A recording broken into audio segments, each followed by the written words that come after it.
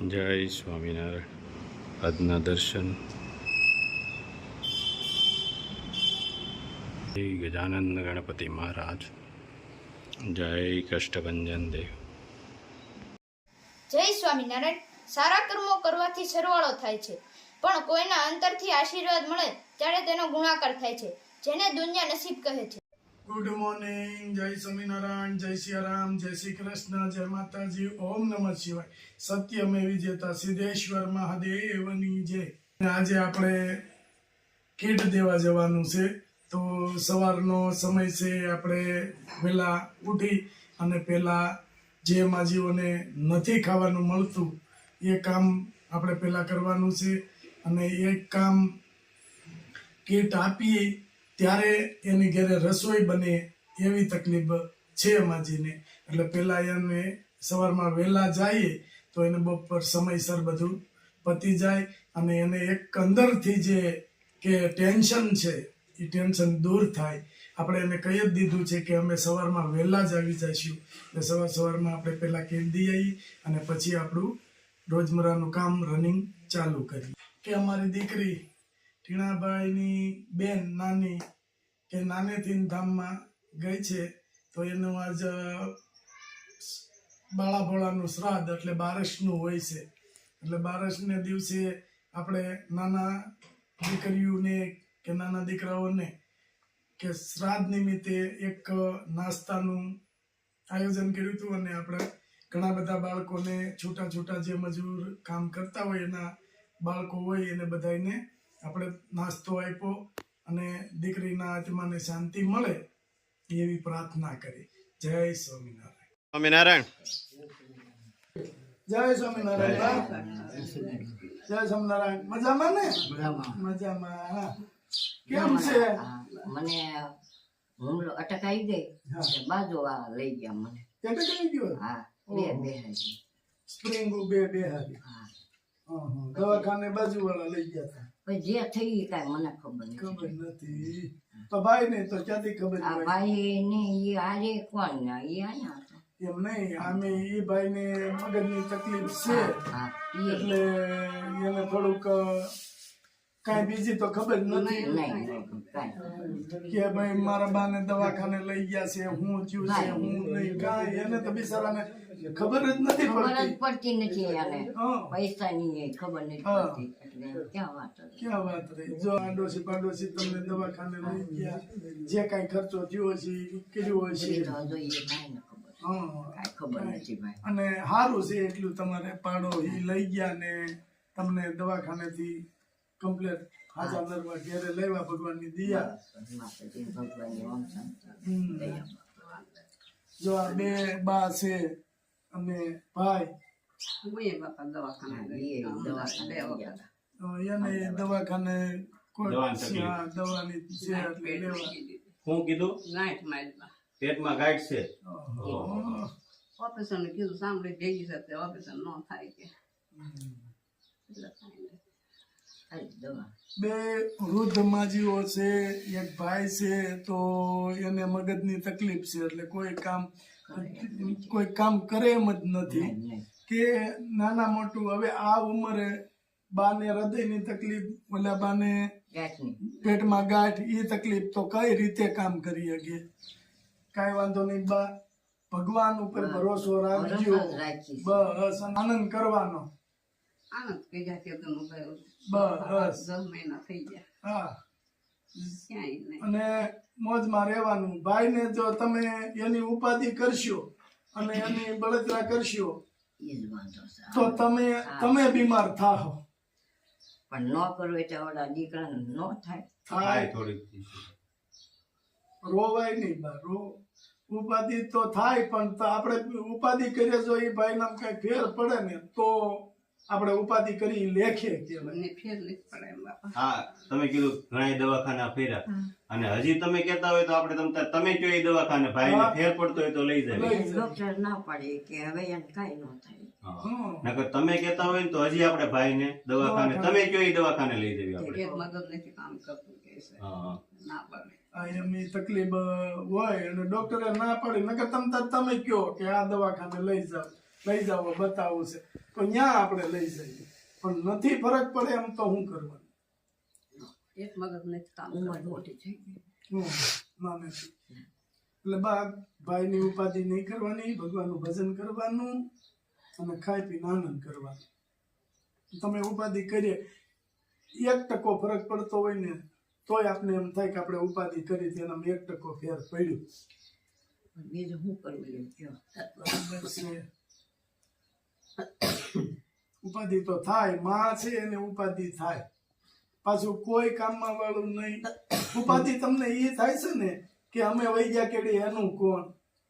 એ ઉપાધિ કરતા નહીં. ભગવાને એને અહીંયા મોકલ્યા છે ને તો એનું પાલન પોષણ ભગવાન જ કરશે, બીજું કોણ કરશે? ભગવાન. હા. એટલે માજીઓની ઉંમર થઈ ગઈ છે એટલે બિચારા ઉપાધિ કરે છે કે અમે વૈયા જાવ પછી આનું શું થાય, પણ બા એનું થઈ જાય. ભગવાન ઉપર ભરોસો રાખો, ઈશ્વર કોઈને દુઃખી ન થવા દે અને ભગવાન બધાયનું સારું કરે. તો એ ઉપાધિ તમારી જે અંદરની બળતરા છે એ અમે સમજી શકીએ છીએ, પણ કોઈ રસ્તો નથી તો શું કરવાનું? કાંઈ નહીં બાપા. ભગવાન તમારી દયા એ અમારા. બસ. અને ભાઈ હોય તો એને ઈ નથી ખબર પડતી, એટલે ભાઈ હોય તે એને તમારે દાઢી કરવાની નથી ખબર. તમારે એની સામે આહુડું ન પડાય. એને આમ ખબર નથી પડતી પણ જીવ એનો દુભાતો હોય, એનો જીવ દુભાય અંદરથી કે મારી બા રોવે છે એમ. તો માણસ કહેવાય. આ ભગવાનની નજીક હોય આપણી કરતા વધારે, અને એને આપણે દુખી કરી તો અમુક આપણે પાપે ભરાય. એટલે એને અંદરથી દુઃખ થતું હોય, આમ દેખાય નહીં એને. નહીં. કોઈને કહે નહીં કાંઈ. હં. કોઈને કે નહીં, કાંઈ બોલવું કાંઈ નહીં. કાંઈ. દુખે તો કોઈને કઈ કહેવાનું નહીં. હા, ખબર જ એમ. નથી પડતી આ દુખે છે કે નથી દુખતું. હા એમ કાંઈક એને આપણે ધ્યાન રાખવાનું. એને કંઈક વાગ્યું કામ તે થયું હોય તો આપણે કાંઈ એને નથી જોઈ જાતો નથી. ક્યાંય નહીં જવા દેતા બાપા. હા એમ. ખાવાય બરકવા જવું પડે. હા બે બા છે, બેયની ઉંમર છે, ક્યાં એની વાત અને પાછા બે બીમાર. અને બે બીમાર પાછા. જો આ નો આવ્યો ને તો બરી કેવું. ધીમે ધીમે હાલી. ફાદર બે બીજી ક્યાંય ન જાય. ફાદર બે એ જો ઓટે ને હાલમાં ઓટે બે નેચી હોય એવું લાગે તો વળી પાડે થોડોક જાય પાણી પી આવે હા પાછું બે. કાંઈ વાંધો નહીં બા. ઘરે આવવામાં ખબર નથી પડતી. હા આ ટાઈમ થઈ ગયો છે આપણે જમવા જઈ તો બા ઈ એટલી ખબર પડતી હોય તો એને એ ખબર પડે ને કે આપણે કામ કરીએ. તો નથી ખબર. નથી ખબર પડતી બિચારાને, એને હું દોષ દેવો આપણે? ભાઈ નાનેથી બહુ દવા કરાવી પણ ન કરાય કાંઈ. આ ઈ તો તમે વાત મને કરી કે ભાઈ અમે ઘર ધોઈ નાખ્યું, એકલી દવા કરાવી. અમારી પાસે હવે ખાવા પીવાનું ન રહ્યું ત્યાં સુધી બાઈએ દવા કરાવી છે એમ. અને કમાવા વાળું કોઈ નહીં, દાદા વૈયા ગયા. આ ચોથું વર્ષ. હરાજમાં ભેળ્યા 3 વર્ષ. ન કરે હાલો દાદા થોડા જાજુ કામ કરે, પણ એની ઉંમર થઈ ગઈ હોય તો એ શું કરે? પછી ખેતી નહીં કાંઈ નહીં. કાંઈ નહીં બાપા. ખેતી કોઈ આધાર નથી. એટલે પેલા તો દેતા હવે તો કોઈ દેતા હોય એ કઈ નથી સાસવાતી. પેલા તો હાસો હા, સૌતા. એટલે દેતા. એટલે હોય દાદા બધા કામ તે થોડા જાજુ કરી દેતા હોય ને એટલે બધા દેતા. દેતા હોય. પણ હવે તો કોઈ કમાવા વાળું જ નહીં. નથી તો શું કરવાનું? કાંઈ વાંધો નહીં બા, અમે તમારા માટે લાવ્યા છીએ.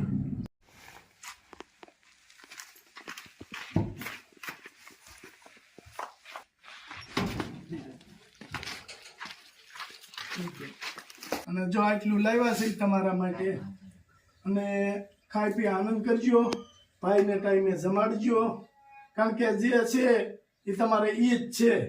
અને ઉપાધિ કોઈ પણ જાતની ન કરતા. ભલે કરે. ઉપાધિ કોઈ પણ જાતની નહીં કરવાની. ઈશ્વરે આપણે અહીં મોકલ્યા છે, ઈશ્વર જ આપણું પાલન પોષણ કરશે.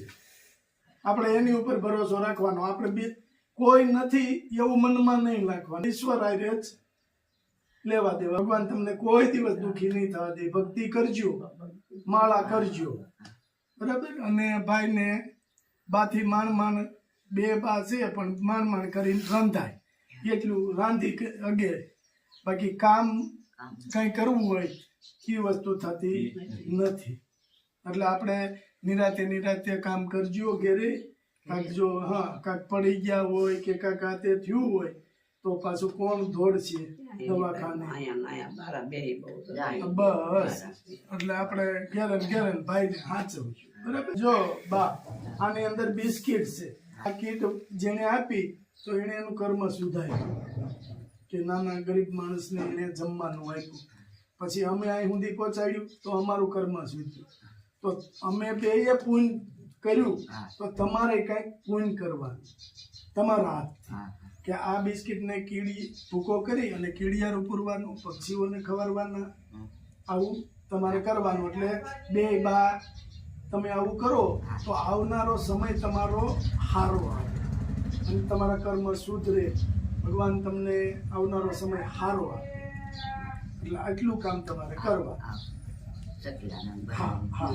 બા, આ કીટ USA થી સુશીલાબેન સુરેશભાઈ પટેલ, એમના સાસુ કુંવરબા અને એમના સસરા દાદા એના શ્રાદ્ધ નિમિત્તે આપી છે. તો એને આશીર્વાદ આપો. આશીર્વાદ આપો. શાંતિ આવને દેજો બાપા. બેન તમે આગળ વધો. આ આશીર્વાદ આપે છે કે થોડુંક બાને હૃદયની તકલીફ છે એટલે થોડોક અવાજ નથી નીકળતો. એટલે બા એમ કે છે કે સુશીલાબેન, અમારી જેવા ગરીબ માણાનું આટલું ધ્યાન રાખો છો. ભગવાન તમને ખૂબ આગળ વધારે અને તમને ને તમારા પરિવારને ખૂબ સુખી કરે. બરાબર ને બા? હા હા. હાલો બા. જય સ્વામિનારાયણ. જય સ્વામિનારાયણ. જય સ્વામિનારાયણ.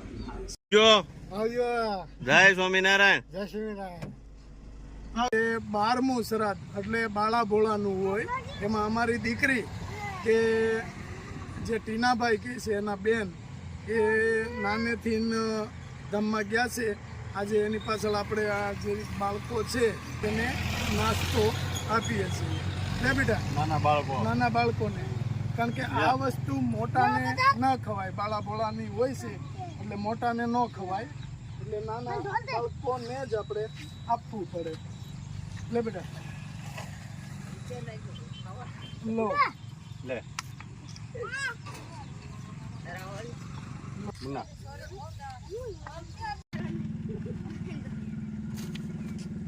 હાલે એમાં બોલી છોકરીને લઈ લેતો. લા બેટા, લા, હેરકે પકડ દઈશ. હાલે.